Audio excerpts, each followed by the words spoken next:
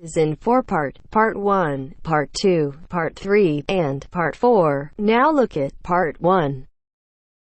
Part 1. You will hear a conversation between a visa officer and an applicant. You have 30 seconds to read the questions first.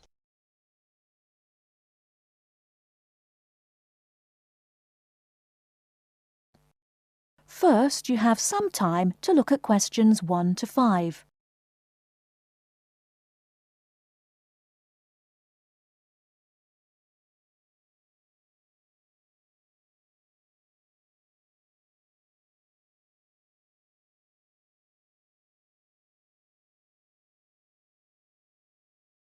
You should answer the questions as you listen, because you will not hear the recording a second time.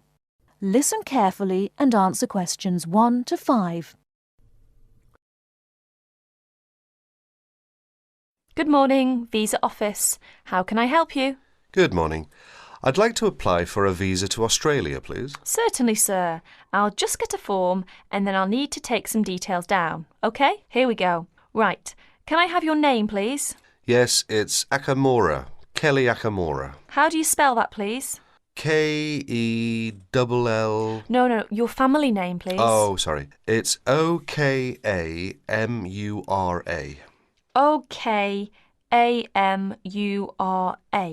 And your address? Apartment 106, Kingston Street, Hawaii. Kingston Street, Hawaii. Yes, that's correct. So you're an American? Actually, I was born in Japan, but moved to Hawaii 6 years ago. And can I have your age, please, Mr. Okamura? I'm 32. Are you married? Yes, I am. My wife's Chinese. And will your wife accompany you to Australia? Yes, she will. Before you hear the rest of the conversation, you have some time to look at questions 6 to 10.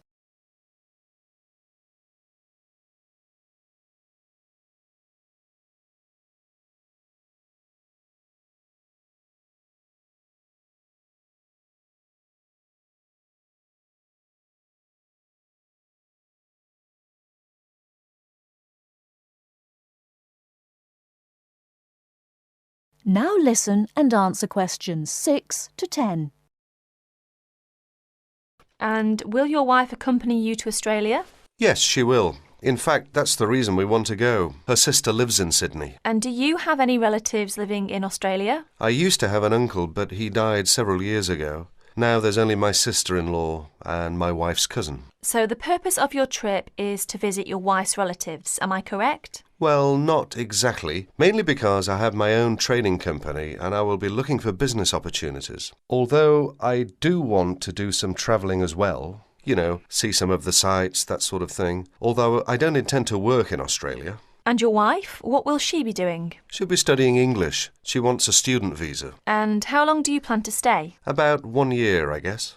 Well, I'm afraid a standard tourist visa is only valid for 30 days, although in your case, we can issue you with a business visa. Business visas last for 6 months, but you will be able to renew it. We can give your wife a 12-month visa, though. 6 months is okay, so what do I need to do now? Come along to the office any time during weekdays, but it must be office hours. We close at 5:30. And bring along 2 passport-size photos, and your passport, of course. Your wife will also need 2 photos, so that's 4 passport-size photos in total. Okay, thank you for your help. Bye. Bye.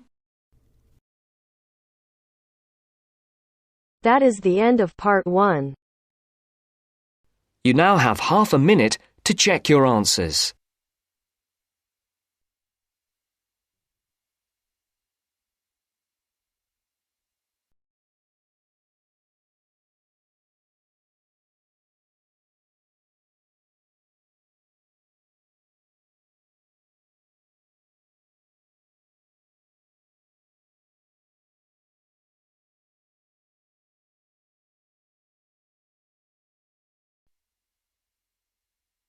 Now turns to Part 2. Part 2. You will hear some students talking about an assignment. Listen carefully and answer questions 21 to 25. First, you have some time to look at questions 11 to 15.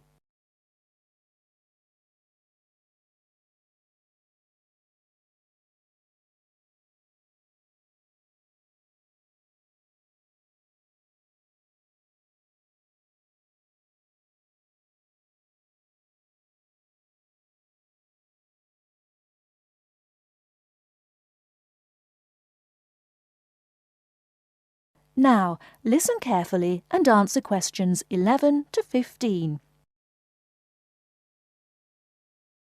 Hello, Tom. Hello, Anne. What have you been doing? Oh, just sitting around, catching up with some reading. I've had a great time. You know we're doing this assignment on... what is it?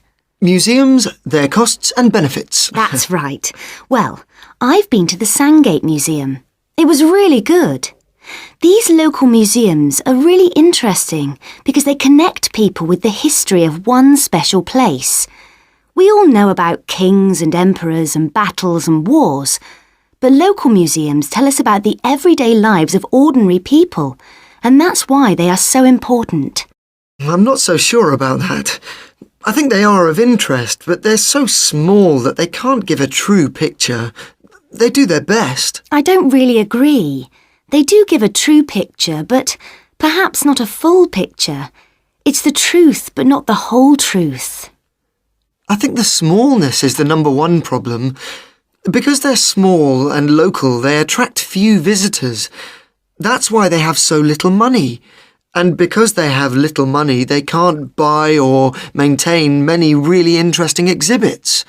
As a result, the shop is almost as big as the museum to try to raise money by selling souvenirs, postcards, sweets and so on. I think they find it difficult, but not impossible. And don't forget, they get a lot of their exhibits free from local people. There was this boat, for example, that was fantastic. Really? What was that? There was a massive fishing boat, a real one, about 100 years old, and you could walk on it and get the feeling of what fishing in those days was really like. Sounds quite good. But I've always found that these kinds of museums are a bit dingy. For example, the display cabinets are so dark that you can hardly see the exhibits, and the labels are sometimes difficult to read.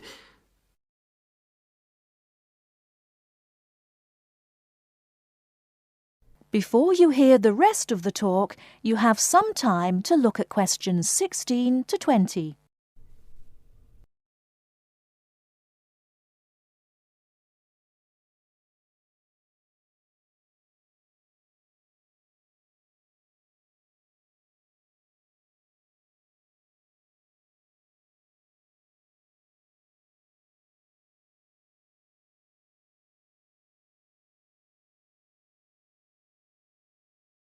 Now listen and answer questions 16 to 20. So coming back to our assignment, what we've got to decide is whether these museums should be funded by the government or just by local people. I think it depends entirely on what kind of museum it is. How do you mean? Well, take local history museums. They are small, so they won't survive without financial support. But that should come from the local authority, since only people in that area or tourists will visit it. I agree, but what about big natural history museums? Surely they should get money from the central government. Why? Children who want to learn about nature can go out into the countryside with their school teachers. They could survive from donations, and they get loads of visitors anyway.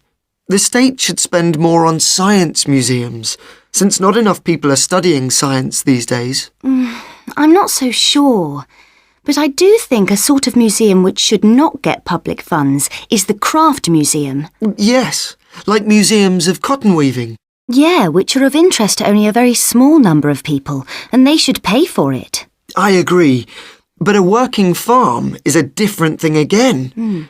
That's something from the past of all of us, and so it's important to the local community. Kids can learn a lot too. That's the sort of thing that the local government should be spending its money on. Yes, I agree.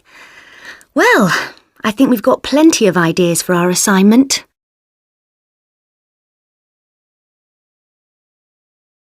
That is the end of part 2. You now have half a minute to check your answers.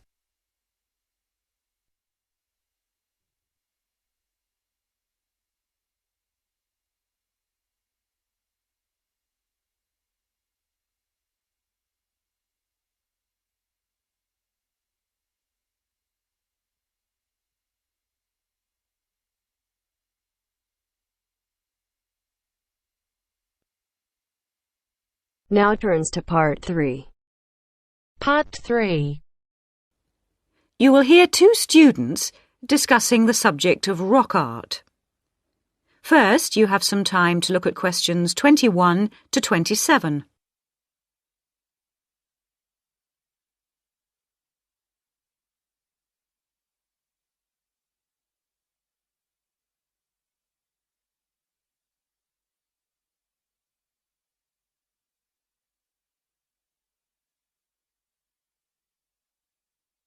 Now listen carefully and answer questions 21 to 27. Hello, David. Oh, hi, Mia. Sorry I'm a bit late. Oh, no problem.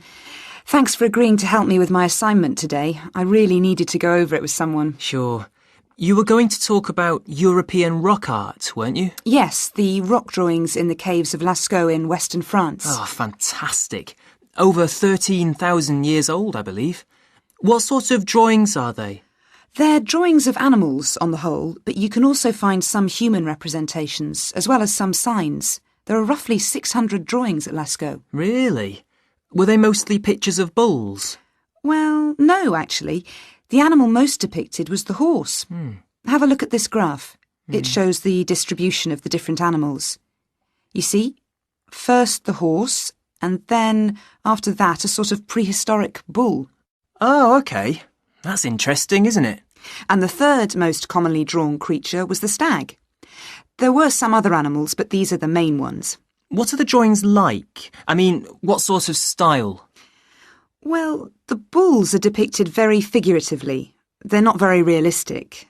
They're very big by comparison to the other drawings of people and signs. They appear to be almost three-dimensional in some cases, following the contours of the cave walls, but of course they're not. Amazing. Perhaps they felt these animals were the most impressive and needed to be represented like that. Yeah, maybe.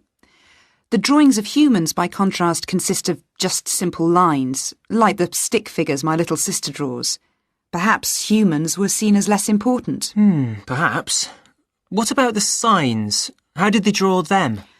There doesn't appear to be much evidence of signs, and those that have been found are usually made up of little points. Rather like Aboriginal art from Australia. Yes, something like that, but not as complex, of course. So, apart from the bulls and horses and stags, were there any other creatures depicted? In one or two chambers you do find pictures of fish, but they're quite rare. What sort of size is the cave? It must be quite large to have that many pictures. Well, it's actually a number of interlinking chambers, really. Here's a map showing where the different drawings can be found. Oh, good. Let's have a look at that. The first 20 metres inside the cave slope down very steeply to the first hall in the network. That's called the Great Hall of the Bulls. Here. OK. Then, off to the left, we have the Painted Gallery, which is about 30 metres long and is basically a continuation of this first hall. But further into the cave. Exactly. Then we find a second, lower gallery called the Lateral Passage. This opens off the aisle to the right of the Great Hall of the Bulls. It connects the next chamber with an area known as the Main Gallery. At the end of the Main Gallery is the Chamber of Felines. There are one or two other connecting chambers, but there's no evidence of man having been in these rooms. Before you hear the rest of the discussion, you have some time to look at questions 28 to 30.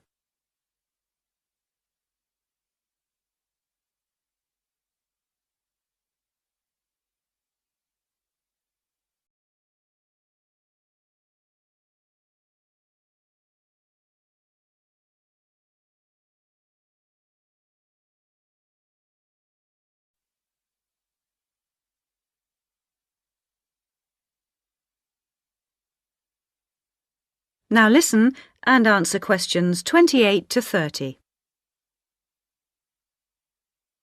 Is the cave open to the public today? Well, no, because after the initial discovery in 1940, it was opened and literally millions of people came through to see the drawings.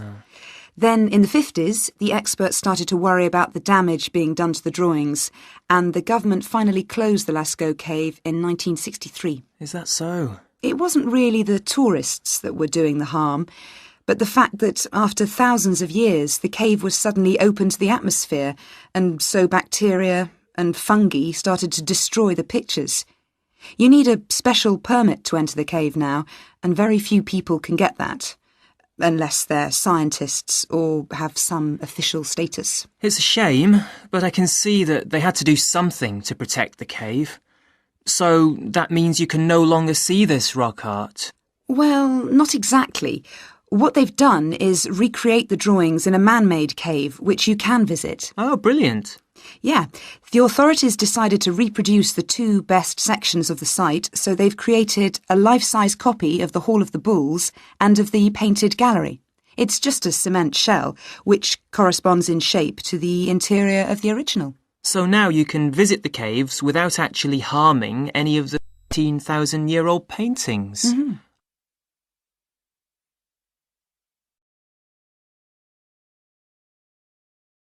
That is the end of part 3. You now have half a minute to check your answers.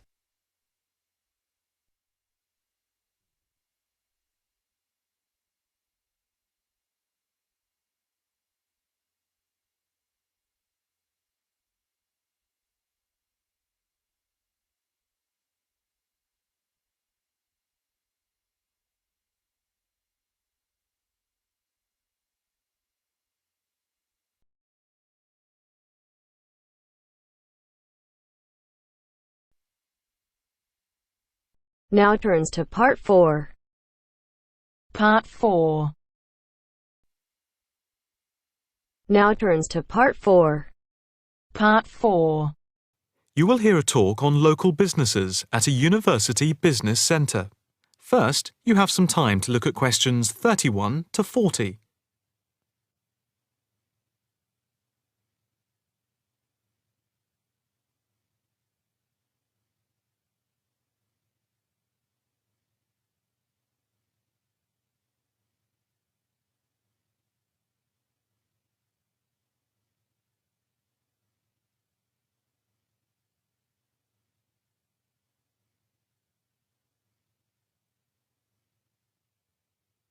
Now listen carefully and answer questions 31 to 40.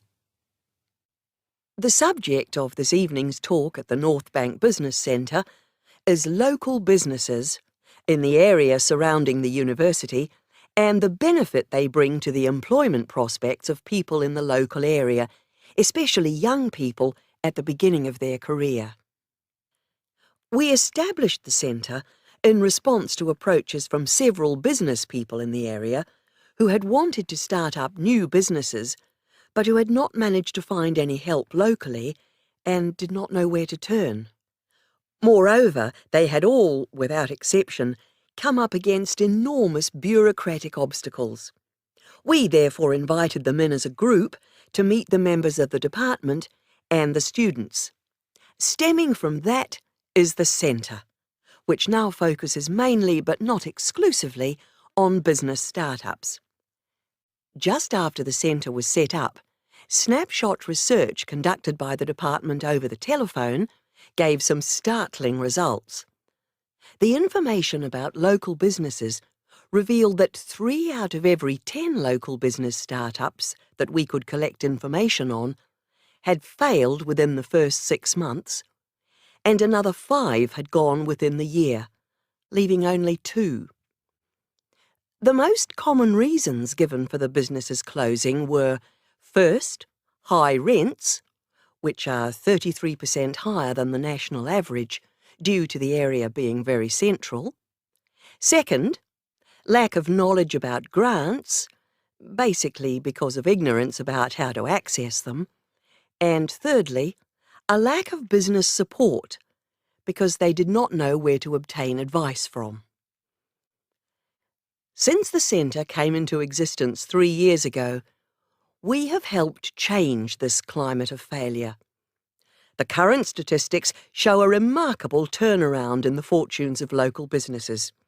And now, after a year, only 2 businesses close out of every 10, compared to 8 before the centre was set up.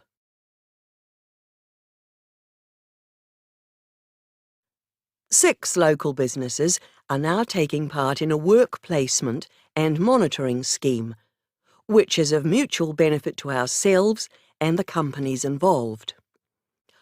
O Foods, a small start-up company with 9 employees involved in organic food and based at a local market, has 1 final year graduate doing a year-long study on improving the stock turnaround. This was a particular problem because the company found that they were losing sometimes up to 30% of their stock. Another start-up is Innovations, which deals with producing video games. This company, which employs only 5 people, all under the age of 25, is receiving support in attracting business partners and achieving production targets. In the smaller business category, Sampson's Limited, a courier company which is interested in developing a taxi service, is being offered help with their business expansion plans. Another small niche company called Vintage Scooter, which specialises in revamping old scooters, is taking part in a product monitoring scheme, offering customer service up to a year after purchase to check the quality of their restoration. The first of the 2 medium-sized companies that the scheme is monitoring is Build Limited, which employs 47 people. A comparison of their products and services with other businesses in the area is being carried out by a researcher who is trying to support them in their efforts to extend the company's product range. The last company, Jones Systems, is perhaps the most interesting because it has been the victim of considerable personnel problems, which have been affecting the day-to-day operations of the company. And so, we are looking at conflict management and team building within the company. To sum up, advisors help the companies look at different business options and models, apply for grants, deal with employment issues, systems creation, and also provide accommodation at the centre to help them start up.